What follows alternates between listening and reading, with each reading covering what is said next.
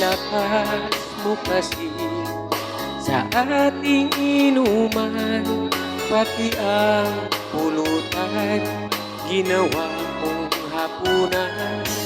Naruroon ako, huling-huli kita, pulutan natin ay iyong pinanatan. Tutulugan mo kami kasi busog ka na, mukha yatang nagbabalot ka pa.